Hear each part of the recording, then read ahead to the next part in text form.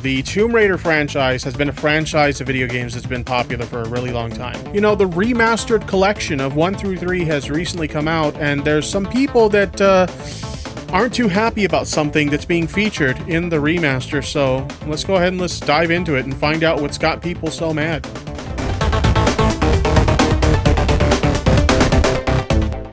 I got this tweet here by a content creator known as Melanie Mac. Melanie Mac is someone that I actually used to watch back in the day. They used to be a gaming streamer, and they streamed a lot of Tomb Raider games because they are a pretty big fan of the Tomb Raider franchise. In recent years, not the biggest fan of Melanie Mac. She's kind of become a bit of a, conservative, and she's got some really wild takes. Some of you guys may remember a while back we covered her celebrating the burning down of a church that allowed, LGBT folks in their congregation.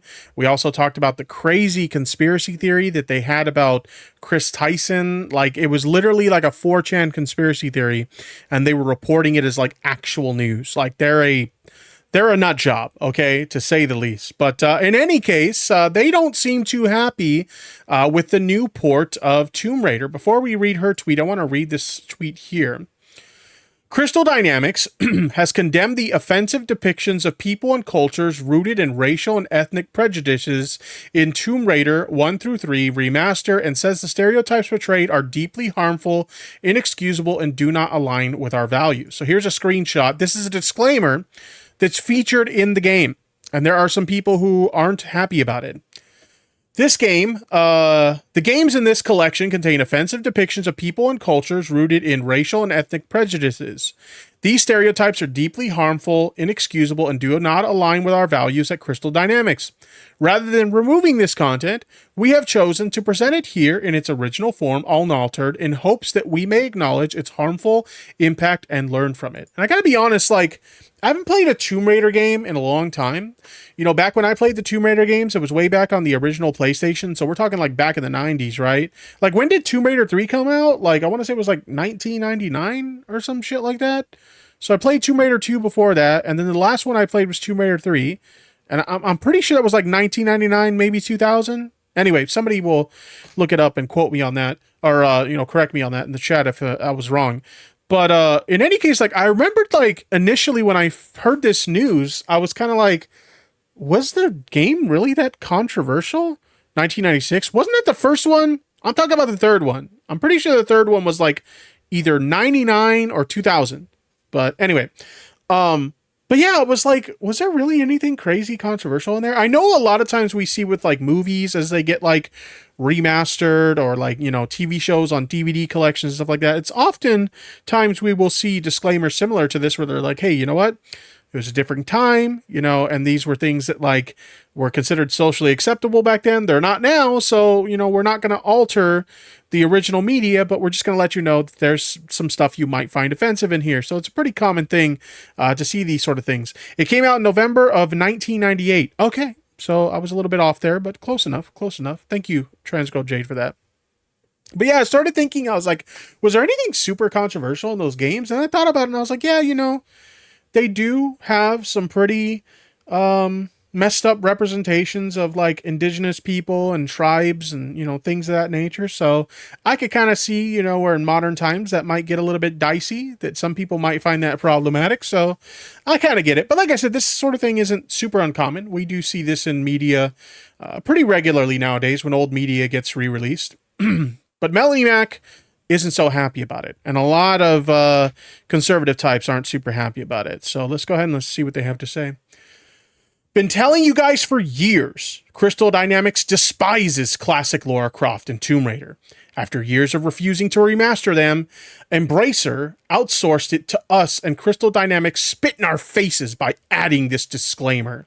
I hope Embracer fires them from the franchise. And I'm just like, is it really that deep? This is the disclaimer that probably pops up on the screen for 10 seconds max, maybe 20 seconds. Is it really that deep? We laughed at the pronouns guy. Fucking pronouns! We laughed at the pronouns guy over like the, you know, the pronoun selection option, but I would go as far as to say that I think this is a little bit more unhinged than pronouns guy, because at least with pronouns guy, don't get me wrong, I disagree with him, obviously. I don't think it's that big of a deal, but at least with pronouns guy, like this was a selectable option that you can change in the game, and it had the potential to change certain aspects of your game as you played in the game, right? This doesn't affect the games at all. It's literally just a little disclaimer that plays when you boot up the game for a handful of seconds, and then you just move on and you just enjoy the games like normal. Like, this is fucking nuts. I see some people in the chat saying this is cope. It does sound kind of like cope. You are coping. It does sound kind of copey. You just can't accept what you see. There do be some cope in here. Over nothing. Literally nothing. And now you are molding and coping. Coping so hard. Coping and see. I fucking hate everyone. But yeah, it's like, is this really that big of a deal? I mean, fucking A, you skip the screen real quick and you play the game and you just fucking enjoy it. Just shut the fuck up. Jeez.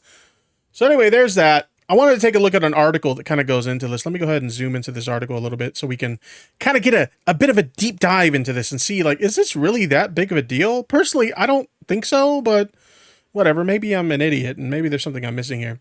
Tomb Raider Remastered divides fans over racial content warning. Jeez. Tomb Raider 1 through 3 Remastered may have received largely positive reviews, but it's already cursing? I think they meant causing a ruckus online. Over on Metacritic, the game has garnered a respectable score of 79 on PlayStation 5. PS Square wrote, based on the original source code, the trilogy flawlessly reframes 3 iconic PS1 puzzle platformers as you remember them, warts and all. While you will need patience to navigate this trilogy of globetrotting escapades, the upgraded art style sticks closely to core design's intended vision, and it's a genuine pleasure to experience these 90s classics in all new hardware. While the gamer added, these are solid remasters of excellent games, and fans of the series will thoroughly enjoy the experience. It's part nostalgia, part respect for its legacy, and part truth when I say Tomb Raider 2 is a perfect game for its era, and the titles either side of it aren't bad either. I might have to pick this up, honestly, because I've been honestly wanting to like re-experience the classic Tomb Raider games. I might have to pick these up. These might make good stream games. I've been wanting to play more games on stream. These might be a good option to play some games on stream. But anyway, I'll consider it. The discourse, however, is centered around the collection's handling of its outdated and harmful stereotypes. Instead of altering the game's content, Crystal Dynamics used a disclaimer like you may have seen on Disney Plus displayed before films like Peter Pan and Dumbo. So like I mentioned before, there are other examples of media that have done stuff similar to this as well, where it's like, hey, you know what? We kind of had some harmful stereotypes in here. We had some stuff that was considered acceptable back in the time that this was originally created. It's not really acceptable now. So just a heads up, if you find anything offensive here, it was a different time, you know? It's not that deep. The disclaimer reads, as we read earlier, the games in this collection contain offensive depictions of people and cultures rooted in racial and ethnic prejudice. These stereotypes are deeply harmful, inexcusable, and do not align with our values in Crystal Dynamics. Rather than removing this content, we have chosen to present it here in its original form, unaltered, in the hopes that we may acknowledge its harmful impact and learn from it. The issue is that players are split over whether this was the right move. What? Why is it that deep? I don't get it, okay? I really don't get it. It's a screen that pops up. Like, you know what this sounds like to me? You ever fire up a video game and you'll get that, like, warning screen that says that, like, it has, like, you know, an epilepsy warning. Like, if you suffer from epilepsy, it could induce seizures and stuff like that. This, to me, seems like making a big deal about that warning. Right? Oh man, they put a warning on my video game that tells me that if I have epilepsy, I might have a seizure. Now I'm big mad. And it's like, nobody would get mad about that. You know, it's a screen that you literally just skip past and you move on and you play your game and you enjoy it. Why are you gonna get stupid fucking mad about this shit? Like, you literally click past it and you move on. It's not that deep. Anyway, Deeply harmful and inexcusable, which is why we are remastering them and reselling them to you, sarcastically wrote one Twitter user. I honestly don't see a problem with adding disclaimers, added another base Twitter user. Social media is rife with two warring sides, neither of which I can see budging on this stance. I think it's really dumb. Like, I honestly don't care. There's plenty of things that pop up at the start of a game that when I see it, like, I don't give a shit, okay?